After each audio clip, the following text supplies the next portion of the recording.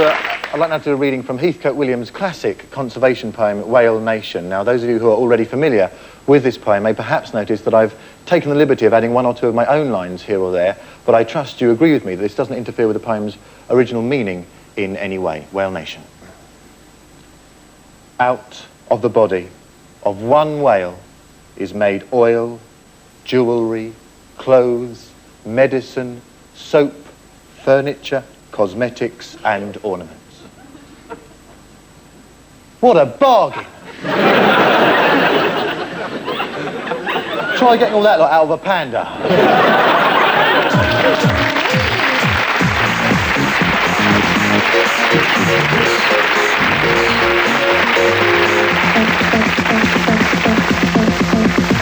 Who can say what really constitutes perversion? I mean, for me, the man who sits on a vibrating love egg in an inflatable body stocking is less perverted than Robert Robinson's wife. I mean, Jesus, the fact that Robert Robinson is married means that someone actually exists who watches Call My Bluff and thinks, "Oh, sit on that." Well, next week on Sex Talk, we'll be looking at those types of sexuality that have always been considered criminal, such as bestiality. Now, in terms of crime solving, this one is obviously a lot more difficult than most because usually it's rather difficult for the animal to report the crime, except in very unusual cases. Up it's a dibble, up it's a dibble, it was terrible, up it's a dibble. Oh, please, wonderful dreams, those very creatures.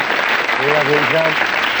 I knew I shouldn't go round wearing just a waistcoat. This sort of thing was bound to happen. Why, I'm sorry, PC. Next time I'll use some KY jelly. Beyond bestiality, there are also people who go to the zoo and get turned on by watching the animals mating.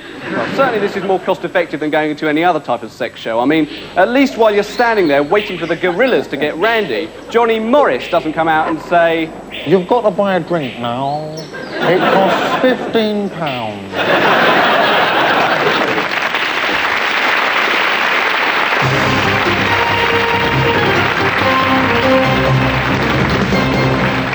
The day's top stories: United Amalgamated bid for Consolidated Incorporated, Incorporated United in leveraged buyout struggle, and Amalgamated Consolidated offer a second rights issue ahead of half-year profit announcement. Later on, we'll be asking, who gives a toss? Also, John Major says we are not heading for a recession. He also says he met Elvis at the deli counter in Tesco. But now, the financial news roundup.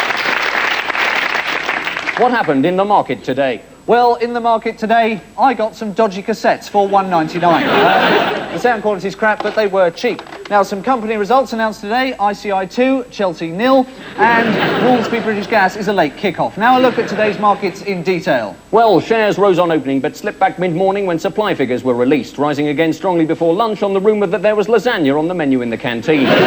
News that a man had fallen off a bus in Gloucestershire sent dealers into panic selling, and when Jeremy at Hambros remembered he'd forgotten to set the video for Inspector Morse, the market collapsed completely. Well, later on in the programme, we'll be discussing personal savings. How can you best invest £1,000? Should you put it in a high-yield capital growth account, purchase a personal equity plan, or buy a gallon of 4-Star? We'll also be asking, how can you get a guaranteed overdraft? The answer, of course, is spend more money than you've got in your bank account. Good night.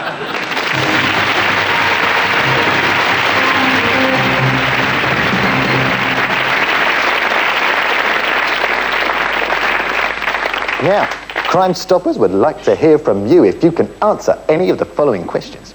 Were you in the Sydenham area last Wednesday night? Did you talk to a man in a blue anorak? Do you know the way to San Jose? If you think I'm sexy and you want my body, come on, honey, tell me so. If you really need me, just reach out and touch me and you could win a Community Action Trust reward.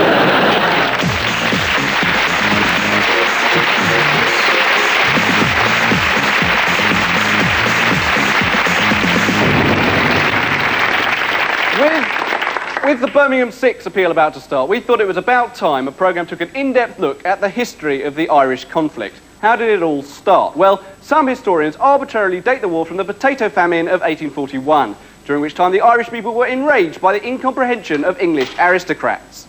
Well, perhaps there are no potatoes, but you know, have they never heard of pasta? Or tzatziki? I mean, get me over there, I'll whip them up a light moussaka.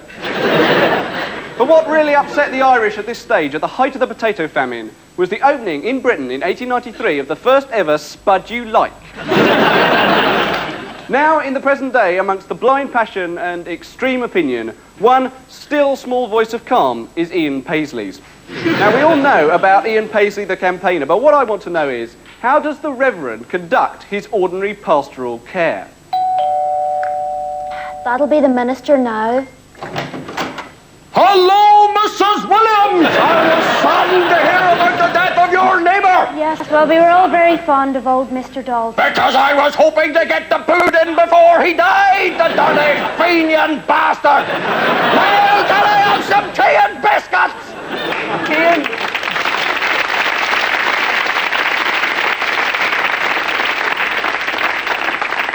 Ian Paisley... 2 sugars, please!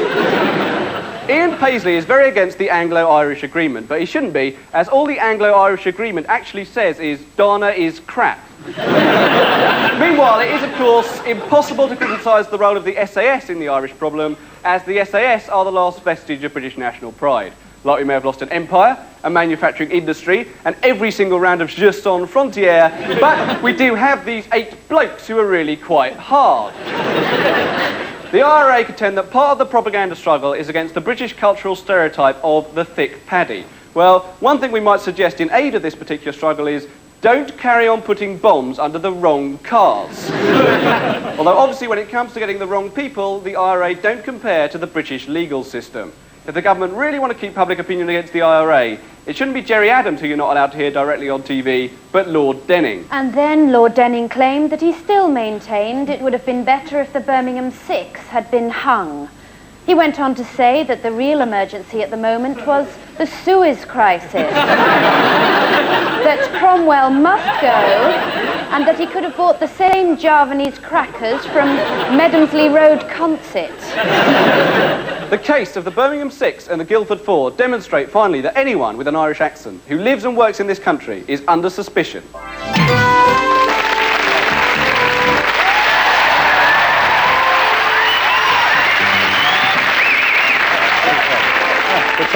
Pretends to quell the audience despite the fact that there are 5 people off camera holding up boards that say applaud, applaud.